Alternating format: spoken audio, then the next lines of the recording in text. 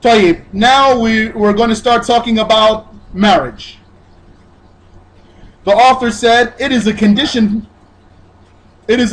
for marrying a Muslim woman that the groom be a Muslim male by consensus.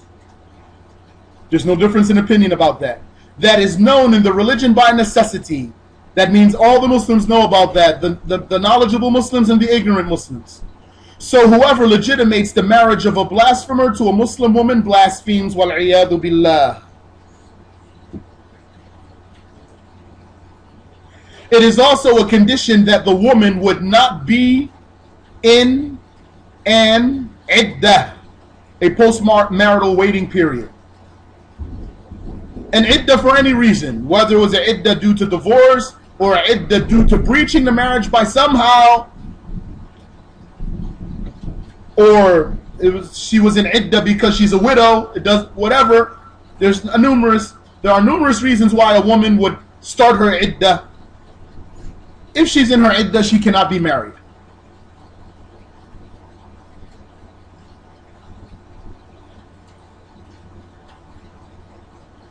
We'll come back to talk about the iddah, inshallah. And it is a condition that there would be a guardian for the bride. That's according to most of the Imams, with the exception of Abu Hanifa, rahimahullah. Meaning, according to Abu Hanifa, it's not a condition. It's valid, but it's not a condition. A woman, according to Abu Hanifa, can give herself away with conditions. But now we're learning the Shafi'i school. So it's a condition that there would be a guardian for the bride. And he is her Muslim father. If she's a Muslimah, then he is her Muslim father. And if not her father, then her father's father, not her mother's father. It stays on the father's side. All the guardians stay on the father's side. If not her father, then her father's father. And if she's a Muslim, then they must be Muslims. So if she's a Muslimah, then her guardian is her Muslim father. If not him, then his father. If not him, then other male relatives, all from the father's side.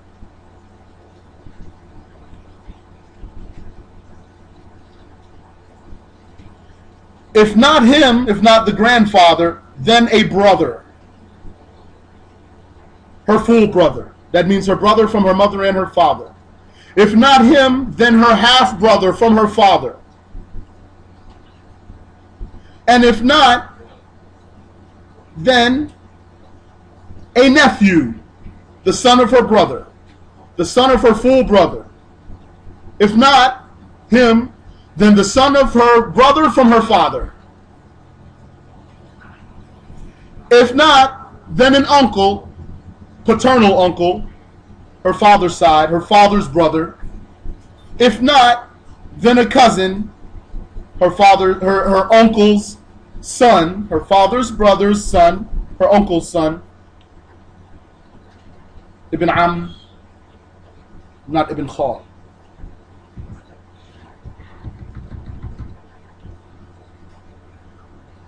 And that there would be two witnesses who are Muslims, males, sightful, they can see, and apparently upright. Apparently upright means we don't have to search, we don't have to research their case. If it appears that they're upright, meaning we don't know anything otherwise, we don't know otherwise, then that's sufficient. But the one who knows about himself that he's not upright, then he will know that the marriage is not valid. If he stands as a witness while he knows about himself that he's not upright, and that doesn't appear to anyone else, then he knows that the marriage is not valid. So let him fear Allah. Whenever I do a marriage contract for the people, I always, if they bring their own people, if they come to the musalla and they have their own person to give the woman away, and they bring their own witnesses. Anyway, the witnesses is easy. It's the guardian that's the issue. Because we can always just ask many people to come and sit. Then I'll remind them that this one has to be upright. And one of the things that makes a person a major sinner, one of the things that negates the person's trustworthiness, is the fact that he didn't learn the obligatory knowledge. And in these days of ours, it's a great likelihood that this man didn't learn the obligatory knowledge. Her father, for example, we can assume he did. We're not going to ask, but it's a great likelihood. So let the person who knows about himself that he's not qualified to be a guardian or a witness step down without exposing himself. He doesn't have to expose himself.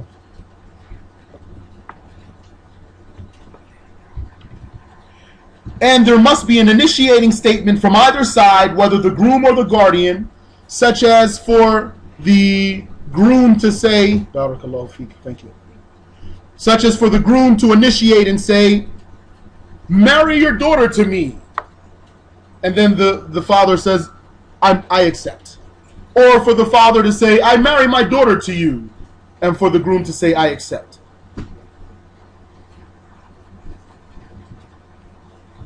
And it's a condition that the word marriage be in the contract. If it's in Arabic, it has to have the word nikah or the word ziwaj or any of their derivatives, a verb or a noun. And if it's not Arabic, then the translation of these words, such as marriage. And some people said matrimony means marriage. I didn't check it myself. So if matrimony means 100% the word marriage, then it's valid, if it does. So marriage, the word marriage needs to be in there, whether it's a noun or a verb, such as to say, I give my daughter in marriage to you, that's a noun. Or to say, I marry my daughter to you, that's a verb. Any question? 4 people need to be in the session. The guardian, the groom, and 2 witnesses. They all need to be in the session. So don't do a contract over the phone. Yes? You mentioned that one of the witnesses knows about himself. He knows that he's not upright, but the parents and everyone else he is. He knows that their marriage contract isn't valid. It's not valid, yes. So that will make him obligated to tell them. Right. He doesn't have to expose himself, but he could at least just decline. Say, I don't want to be a witness. So if he did this, knowing his situation, what would the case be for the ones who thought their marriage contract is valid? Well, apparently their marriage is valid. If he comes to them and tells them, my marriage, I was a sinner when I witnessed your contract. I was a major sinner. And your contract is not valid, then they do a new marriage contract. But otherwise, I mean, if he never comes forward, then apparently there's no way for us to know. Apparently they're married. It's sufficient to go by what appears. So they wouldn't be sinful. They won't be sinful. They don't know about it. It's sufficient to go by what appears.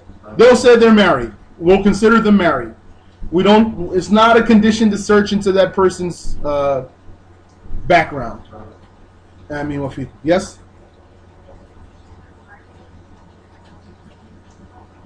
Is it a condition for the guardian to be trustworthy? The strong saying in the Shafi'i school is that it's a condition for the father to be trustworthy. The father. We're talking about the father, not other than the father. The guardian needs to be trustworthy. What about the father? They differed about it. And the strong saying is that also the father needs to be trustworthy. Yes?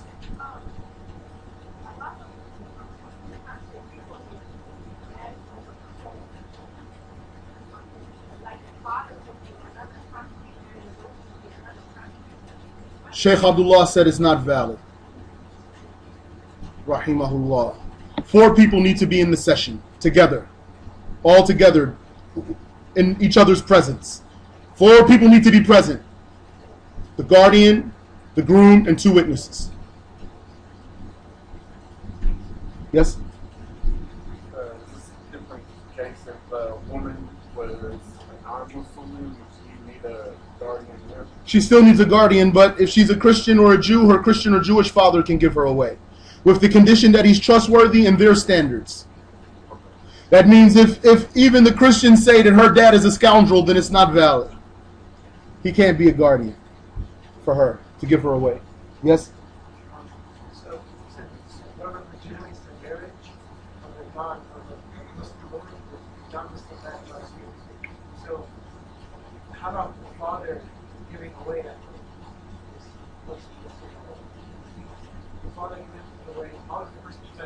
Just what you just said.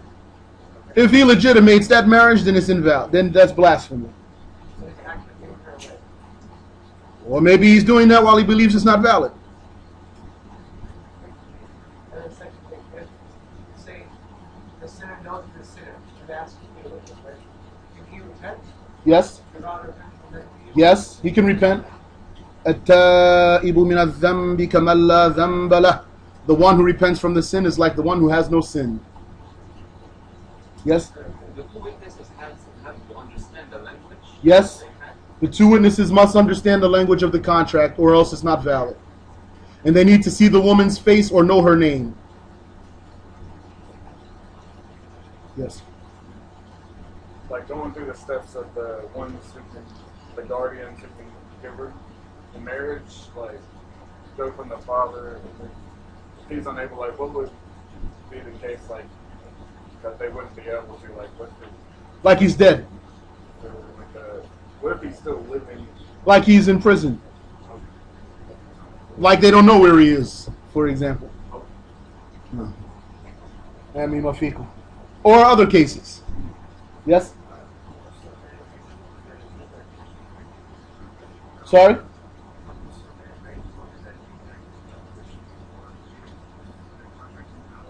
If he marries a woman who's not Christian and not Jew and not Muslim, this is invalid. He's not married.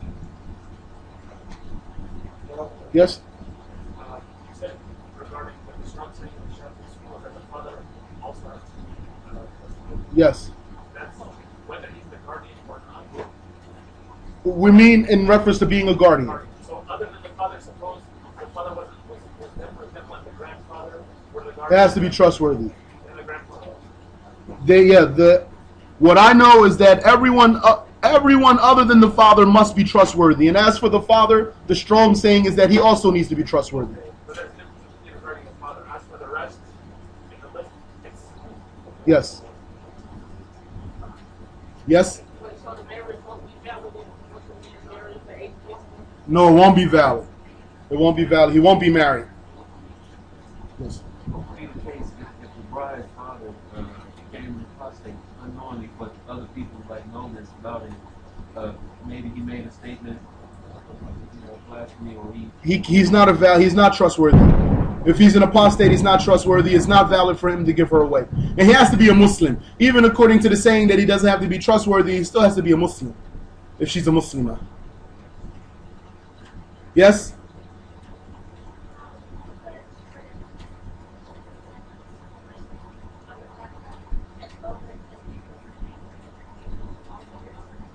Sorry?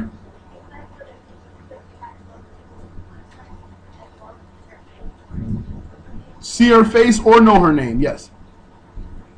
Yes?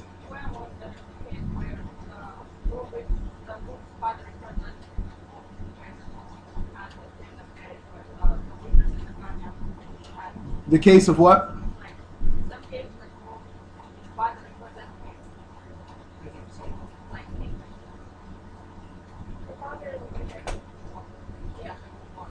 Maybe I should turn this off.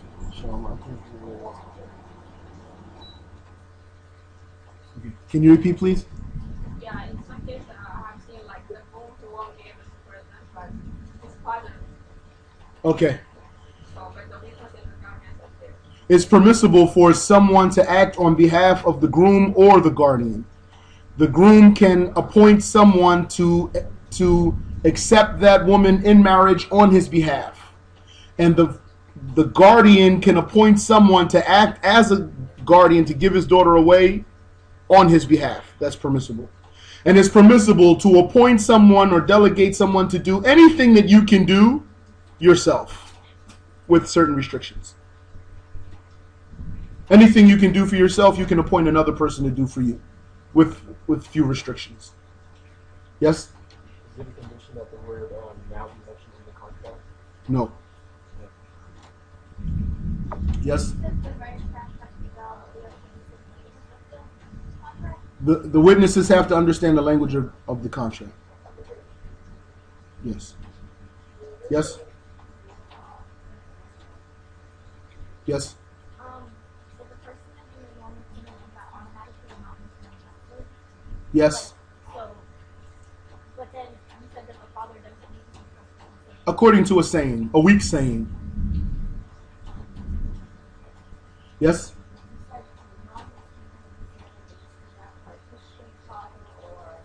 Her Jewish father. If he's trustworthy in their standards. Yes. Yes?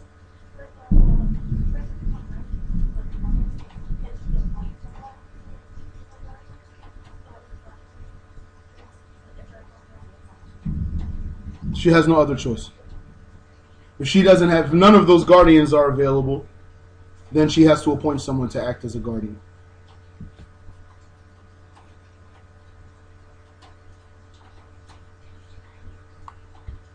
MashaAllah, barakallahu fikum. Okay. The marriage must also have a mahr, which is the marriage payment. A lot of people use the word dowry. I remember hearing that the word dowry originally means something that a gift that the woman brings to the man's family. And this is not what we mean. So if this is the meaning of the word dowry, then either we won't use it or we're going to adjust its meaning for our purposes. I usually just use the word marriage payment because it's not valid to use words to give words a meaning that you decide. It's not valid. If it's valid to give a word any meaning that you decide, then any person can say anything he wants to say, and then he'll say, I meant this or I meant that. So I don't know, maybe the brothers can look that up. So we have dowry, matrimony, and a few other words. Yeah, inshallah. Is that the emergency broadcast system? Inshallah.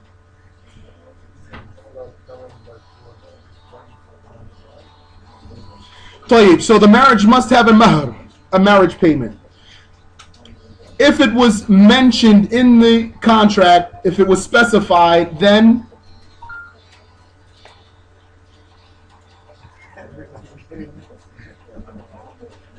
if it was mentioned in the marriage contract, then it will be whatever was mentioned, whatever they agreed about.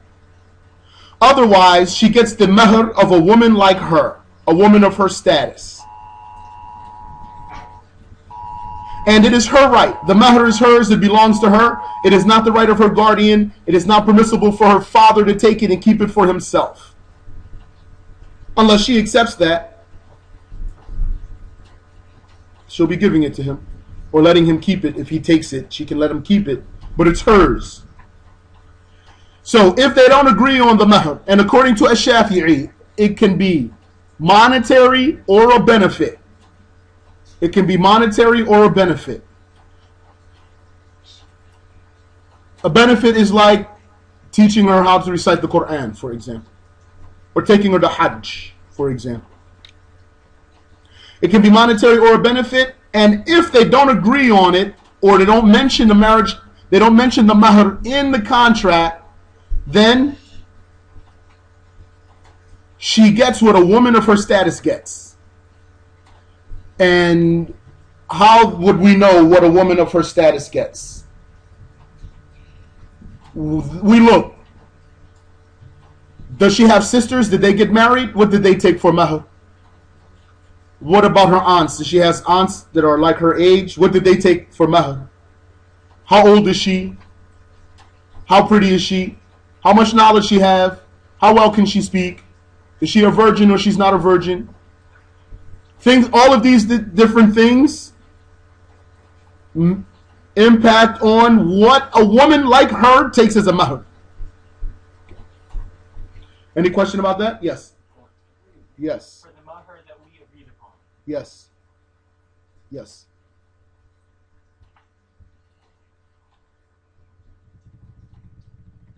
Now we'll talk about divorce. The author said, if a man divorces his wife, it is permissible for him to return her during her post-marital waiting period, or iddah, without a new contract.